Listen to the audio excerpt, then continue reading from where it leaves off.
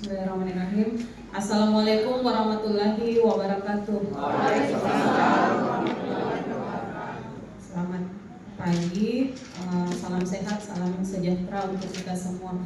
Yang saya hormati Subkoordinator Promosi Kesehatan dan Pemberdayaan Masyarakat Dinkes Kabupaten Goa. Yang saya hormati Bapak Moderator, para peserta sekalian yang masih setia hadir pada hari ini selama 3 hari ya, 3 hari dari hari tanggal 5 sampai tanggal 7 November ya. Alhamdulillah, puji syukur kita panjatkan kehadiran Allah Subhanahu wa Ta'ala, berkat rahmat dan hidayahnya sampai hari ini masih dalam keadaan sehat walafiat, dalam rangkaian kegiatan advokasi kelompok kerja operasional Posyandu, kemudian ada juga Puskesmas PKK dalam pengelolaan Posyandu terkait transformasi pelayanan kesehatan. Jadi selama 3 hari ini kita semua sudah dibekali dengan materi-materi, baik itu terkait dengan advokasi maupun materi-materi terkait Posyandu dalam pelayanan di transformasi pelayanan kesehatan. Jadi besar harapan kami sebenarnya setelah kegiatan ini, apa saja yang menjadi kekurangan kita, yang menjadi PR kita sampai di tahun ini itu bisa segera ditindaklanjuti. Tadi mungkin Pak Oji sudah sampaikan terkait dengan capaian-capaian Puskesmas.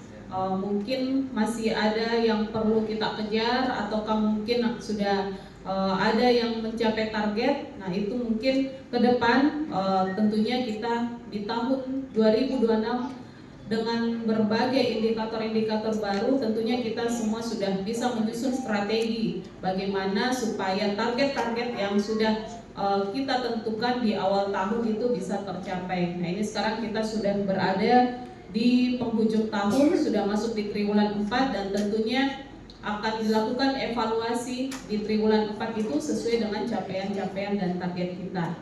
Jadi terkait dengan Posyandu ini, kalau untuk petugas promkes mungkin ini sudah pertemuan yang kedua nih, karena dulu yang pertama di Hotel Fasaka, ini terkait dengan advokasinya di Hotel Golden Tulip. Jadi kayaknya salah surat Pak Oji karena Grand Tulip di situ.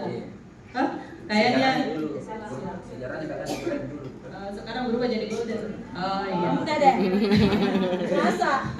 Iya, jadi itu karena kasihan juga peserta ini cari di Maps Hotel Grand Tulip, ternyata tidak ada di Makassar nih.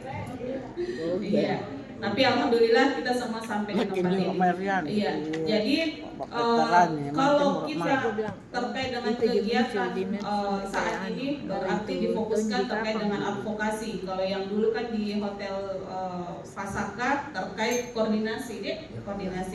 Sekarang advokasi, dan memang kita libatkan tim pembina yang ada di desa supaya lebih bagus lagi advokasinya, lebih kena. Memang betul katanya Pak Oji, ada gravitasi dia. Ya, ada gravitasi karena memang advokasi tentunya kita punya tujuan dalam mencapai target-target yang sudah kita tentukan, seperti misalnya terkait dengan pelatihan kompetensi kader, kemudian asesmennya. Kalau tahun ini kegiatan-kegiatan itu masih mendapatkan dukungan anggaran dari sumber dari Kementerian Kesehatan, namun mungkin untuk selanjutnya di tahun 2026 itu sudah tidak ada lagi anggaran terkait dengan pelatihan kader dan juga asesmennya. Jadi mungkin bagaimana kita berkolaborasi di bawah di tingkat desa kelurahan supaya kegiatan ini tetap berjalan. Karena kenapa? Meskipun anggarannya tidak ada, tetapi kita ditantang untuk melaksanakan kegiatan tersebut dengan adanya indikator-indikator, termasuk jumlah posyandu siklus hidup di Kabupaten Goa itu minimal 75%. Nah sekarang berapa posisinya? 75. Pas 75. Iya, tapi semoga di Desember bertambah.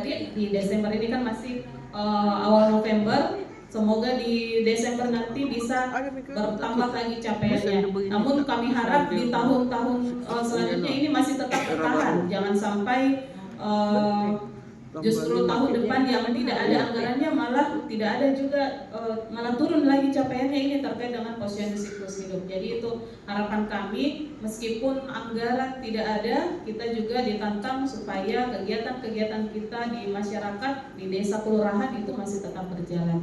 Begitu juga dengan jumlah kader madya yang tentunya menjadi tantangan karena terkait dengan pelatihan tidak ada, asesmennya apalagi. Jadi mungkin bagaimana kita teman-teman dari Puskesmas bisa menilai secara langsung teman-teman kader di bawah.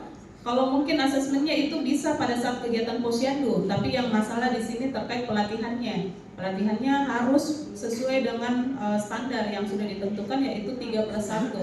Di pertemuan kemarin yang di Pasaka kan kita sudah sepakat itu, karena memang banyak yang dulu-dulu itu kegiatan pelatihan kader hanya dilaksanakan biasanya cuma 1 hari, dan itu tidak terhitung sebenarnya sesuai dengan materi dan kurikulum yang sudah ditentukan oleh Kementerian Kesehatan.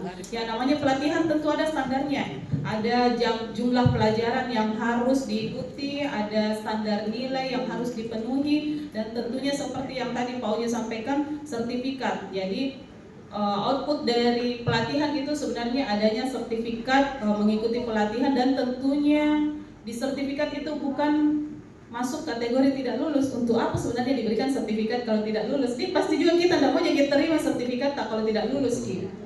Jadi diupayakan sertifikat yang keluar ini harus kader-kadernya ini dalam kategori lulus. Kalaupun misalnya belum memenuhi nilainya, misalnya belum tercapai nilai paling minimum, nah kita ulang di materi mana sebenarnya dia tidak mampu. Kan dari 25 keterampilan dasar itu pasti masing-masing kader berbeda. Kalau misalnya kader yang sudah terbiasa dengan materi ibu hamil, kemudian bayi balita pasti dia kuasai. Tapi mungkin di materi lain, misalnya remaja atau di materi yang lain dia tidak kuasai, itu bisa kita fokuskan di situ. Karena kan kader ini tentunya berbeda-beda juga pemahamannya. Jadi tergantung bagaimana sebenarnya trainer ini memberikan materi, apakah mudah ditangkap oleh kader ataukah mungkin terlalu cepat cara tak juga menjelaskan. Ya, jadi itu. Jadi kita sebenarnya kalau untuk trainer itu sudah dilatih bagaimana caranya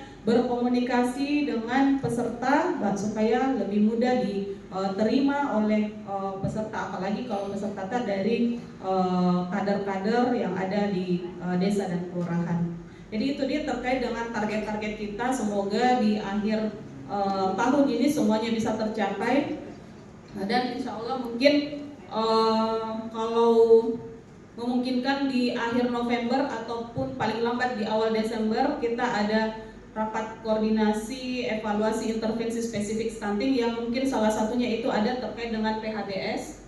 Jadi itu nanti akan kita sampaikan capaian-capaian yang berkaitan dengan intervensi spesifik stunting yang ada di Kabupaten Goa untuk dievaluasi. Jadi nantinya kami akan mengundang Bapak Ibu Kapus dan menyampaikan, memperlihatkan capaian-capaian indikator program yang ada selama 2025 ini. Ya, insya Allah nanti mungkin tentunya laporan-laporan kita akan di-feedback supaya di akhir tahun nanti mungkin ada terjadi kesalahan ataupun mungkin salah input atau memang belum tercapai, itu bisa dikejar lebih cepat lagi terkait dengan capaian-capaian program, apalagi yang berkaitan dengan SPM, standar pelayanan minimal.